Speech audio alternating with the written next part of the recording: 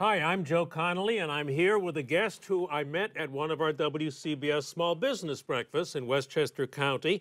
Patricia Stark, a very popular media trainer and public speaking trainer. And to show you how much she knows and how much detail she goes into in public appearances and public speaking, Patricia told me that she had looked at the set for these WCBS videos, and she noticed, based on the set, what colored dress would look best on the screen today. And look how great she looks.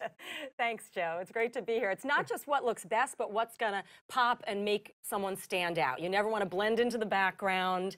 Lots of times there's tchotchkes and all different colors going on and solid jewel tones. Kind of the jelly bean family always works best. When you mentioned that, I said, what a gorgeous green dress. Thank you. So it looks good. How did you get started in media training and public speaking training? Well, it kind of happened organically. So I've always worked in broadcasting and worked in front of the camera and done a lot of corporate media. A lot of corporations want to do videos or announcements for different products and initiatives where they want somebody to play like a Diane Sawyer or a Katie Couric, etc. So they would hire me to come in and moderate, interview, do these things. So I was on a job at KPMG in Montvale, New Jersey one day. Playing a reporter. Playing an interviewer, moderator, okay. whatever, and there was teleprompter involved, and some of the executives came down and tried to read comfortably, and it just wasn't going so well. So a bit selfishly as well, I didn't want to be there till midnight, so I started coaching them, giving them some advice of what's worked for me over the years, and it worked out, and we got through the shoot. Well, they called me about a week later and said, hey, we enjoy having you as an on-camera talent, but would you ever come in just to train some of our people? And it was that aha light bulb moment where I was like, I can do this as a business to train people for communication skills, teleprompter, public speaking, media training, you name it. A big thing that trainers miss when they're training people is you'll say, don't sound like you're reading. We don't want you to sound like you're reading. And that's true, and you shouldn't sound like you're reading. But so often people miss the fact that you can't look like you're reading. Because how many times have you had to worry about what your face is doing when you're reading a teleprompter? When you're reading, probably not. I'm not following you. You tell me now, don't sound like you're reading. Don't sound like you're reading. We all know that. Okay, you told me that. Now, where does it get lost? But don't look like you're reading.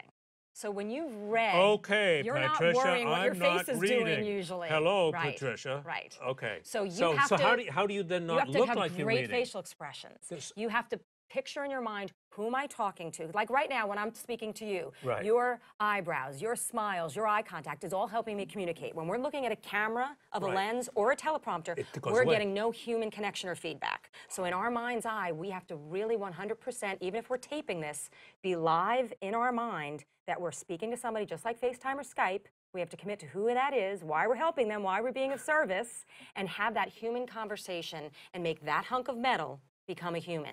And our facial expressions will be much more natural, and we won't look like that windshield wiper look. When you have great facial expressions, we are not even looking for that little eye movement that can be seen if you get close enough. What is a good way for a business owner to get invited to speak someplace worth the time and the trouble, to get a good invitation, a good hit?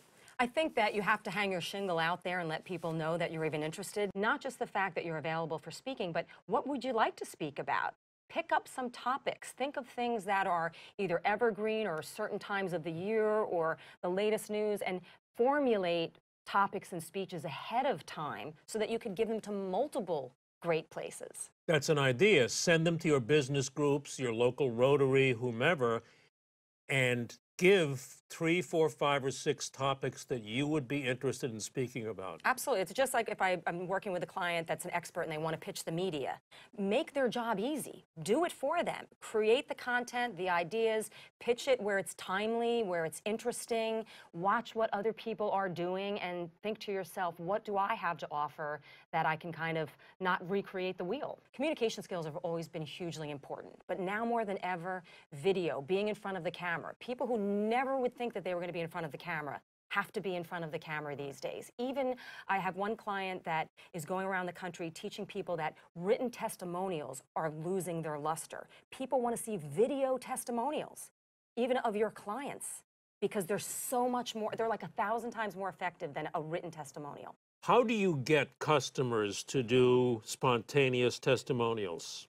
You can take your iPhone out and ask them if they wouldn't mind, or call them up or email or text them and say, could you just put yourself on an iPhone and let folks know how you feel about me. And you'd be amazed. People that are happy and satisfied and that know that you support them want to support you.